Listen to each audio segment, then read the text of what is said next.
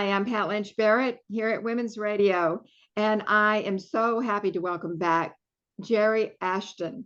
Jerry has some very, very special credentials, which is the reason he's here.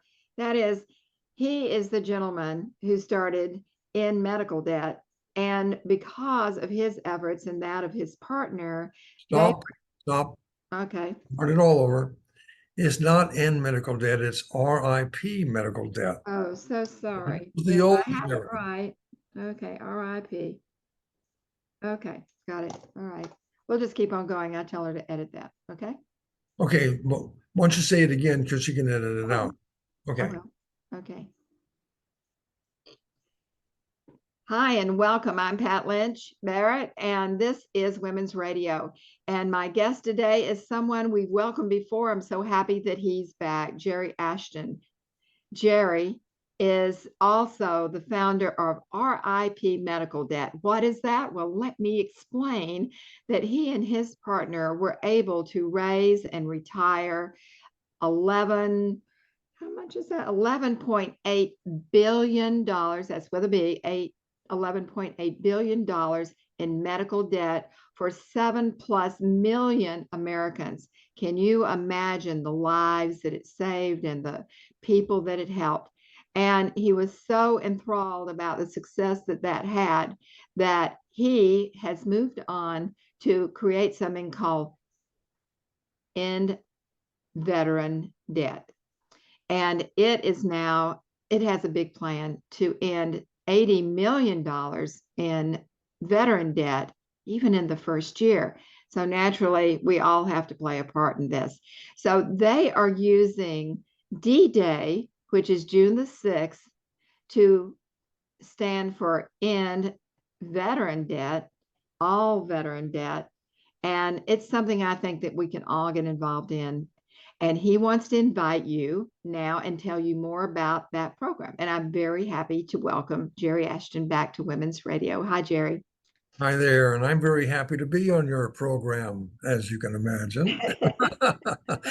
Let me remind the ladies listening, much less others, that this is actually, during this interview, is Women's Health Week, which is May 27, May 12th through 18th. And let's hear it for,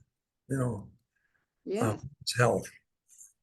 Yeah, and that includes part of the issue, which is that women's health and the federal government doesn't get nearly the funding or attention that everything else does. So women have always been a little bit behind, and there have been organizations that have tried to raise money so that research can go to women's more issues that women have, and women have more issues. What can I say? So yeah, it's tough being a woman. Thanks for bringing it up. Well, that's why I like tough women. So let me elaborate a little bit on what you were saying earlier. Yes, I co-founded RIP Medical Debt, which is now called Undue Medical Debt. And over the last 10 years, that charity's been able to abolish $11.8 billion of medical debt for close to 7+ million Americans. That's now in my history. That's something I'm glad that I did. I'm proud that I did. But there were people along the way that I missed, and now I'm going to be paying attention to them, and that's our veterans. Yes, a big group of people, and clearly who have big, big issues, which I know you want to share with us. Well, they do. Something like 8% of our population, only 8% of our population happen to be veterans, but they are outsized in the tragedies that befall them. Certainly 50% of them return home, male and female, with PTSD. Yes. Many find themselves homeless. Many find themselves divorced, socially isolated, homeless. And not very many Americans are aware of that because veterans are tough. And because they're so tough, they don't tell people what they need. So I'm here to change that. We're going to change that with my charity. I left RIP Medical Debt as a 501c3. to start a 501c3 charitable foundation called End Veteran Debt, EVD, End Veteran Debt. How do I know and why do I know so much about veteran debt? Well, number one, I'm a former veteran myself. I was in the Navy for a 4-year stint. I was a Navy journalist, and I loved the experience. It formed my life. And that's true of many men and women today who enter the service and go through that process of growing up, sometimes under difficult circumstances. In my case, I left the service. I went on to do family raising and business and all that. And it wasn't until recently, when I started RIP Medical Debt, that I noticed that when we were buying portfolios of debt, that veterans were included in that. And I thought that was rather strange. Why would veterans who have the VA find themselves in medical debt? Well, that's a long story we won't take up here, but I can guarantee you, medical care is not guaranteed to veterans by the VA.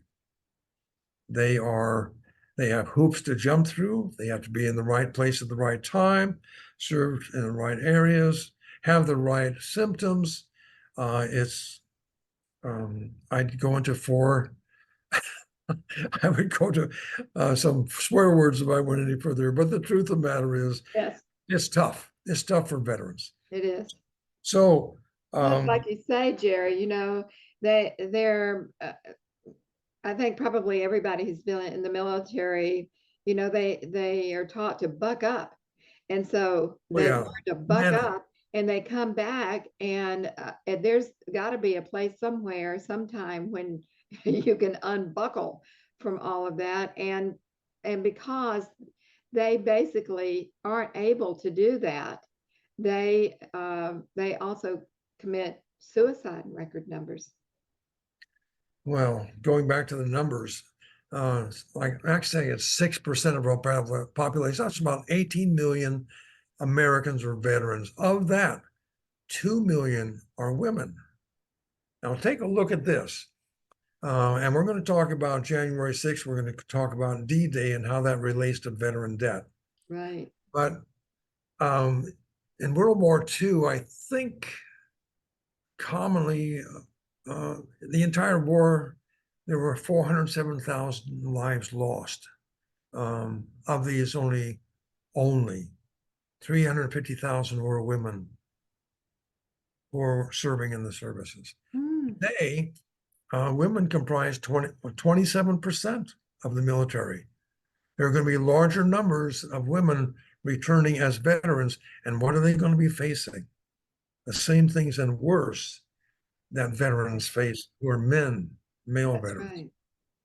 So I'm looking at that and I'm saying this is a wrong that needs to be righted, just like I did with RIP Medical Debt. And I've already gotten a lot of interest from people who say, yes, that's a wrong that needs to be righted. How are you going to do it?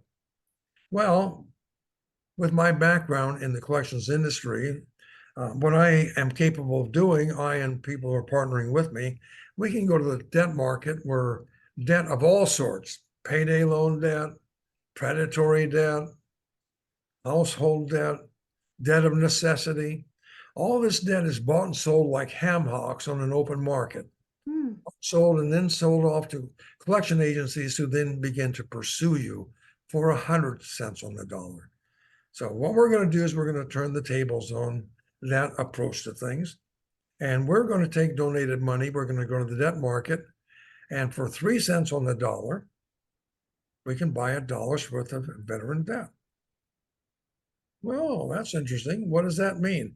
If we're going to abolish, and I'm going to be explaining this in a minute, if we're going to be abolishing $80 million of the veteran debt, that's $1 million for the debt 80 times. How much does that $1 million for the debt cost us as donors? $30,000. $30,000. I don't care if it's $30,000. 30,000 people with $1 or one person with $30,000. That's the kind of power that Americans have to make a difference in the lives of our veterans. I don't think very many people know or understand that. I know I didn't. Well, I didn't even understand it. I was in the industry. I didn't understand the harm that it caused.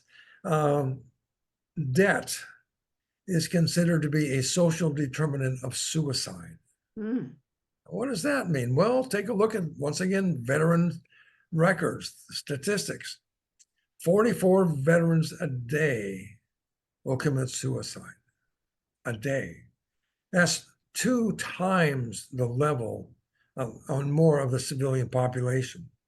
Of that, women veterans are rapidly gaining on the men, and they're beginning to come up on 40% of that rate. That's wrong. It's all caused because people are feeling helpless. They feel that people don't care, and they feel that their story doesn't need to be heard. Well, thanks to you, Pat, and so many other people, and people who are listening to this right now, we're going to change that. And I know it's going to happen because you've already done it. You know how to do it, and you're teaching a lot of other people too. Your really good habits, and I think that more and more people need to get behind causes like this that can affect the lives of so many people, especially when it's life and death. And this, I think, this is one of those times. When you consider that veterans are the line between us and not having a nation, when you consider that veterans sign a blank check and say, you can cash this, America, up to and including my life, and then come home, unlike the veterans 80 years ago, actually in 1945, we landed at Normandy on June 6, 1944. 80 years ago to that day, this June 6th, they came home to a different America. They came home to America where there were jobs. The GI Bill was not only for education, it was for homes. That's right. You realize that the GI Bill gave enough money to a returned veteran at that time with those tuitions to be able to go to Harvard full-time for 4 years. Oh my goodness. And did you realize that all those beautiful homes that were built out in the suburbs were your moms and grandmoms and whoever it is you're talking to? That's right. My aunts and uncles. These are the people that grew up in families secure in an America that took care of its veterans. We need to get that theme back going again. Well, I know you're the person to do it. I am privileged to know you and privileged to help in some way get that word out. So I hope that everybody is watching right now and listening and will remember, circle the calendar for June the 6th.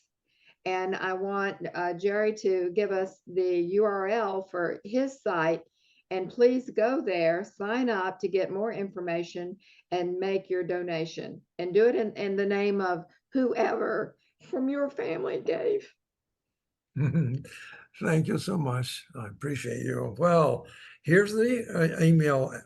My email address is jerry@endveterandebt.org. The website is endveterandebt.org.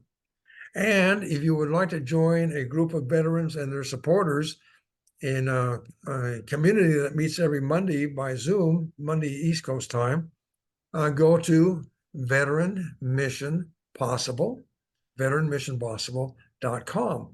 And what's June 6th going to be all about? We are going to unveil the number of people who have already joined in, who have started this process, this years-long process to abolish $80 million worth of veteran debt over the next coming, months, maybe years, but actually we'd like to have that within the first 2 months, if that's okay with you, Pat, and your audience. That's great.